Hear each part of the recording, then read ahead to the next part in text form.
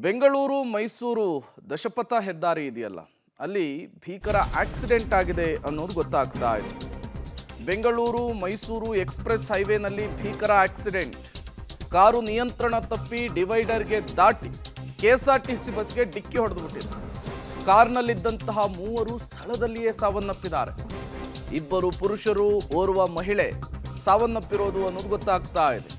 ಮೈಸೂರು ಕಡೆಗೆ ಹೋಗ್ತಾ ಇದ್ದಂತಹ ಕಾರು, ಬೆಂಗಳೂರು ಕಡೆಗೆ ಬರ್ತಾ ಇದ್ದಂತಹ ಕೆಎಸ್ಆರ್ಟಿಸಿ ಬಸ್. ಮೃತದೇಹಗಳನ್ನು ಆಸ್ಪತ್ರೆಗೆ ರವಾನಿಸಿದ್ದಾರೆ ಪೊಲೀಸರು.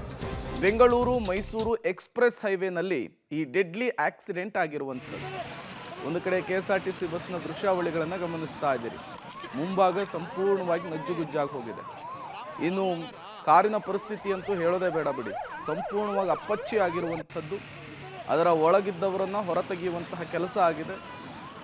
ಮೂವರು ಸ್ಥಳದಲ್ಲಿಯೇ ಸಾವನ್ನಪ್ಪಿದ್ದಾರೆ ಕಾರ್ನಲ್ಲಿರೋರು ಅನ್ನೋದು ಗೊತ್ತಾಗ್ತಾ ಇರುವಂಥದ್ದು.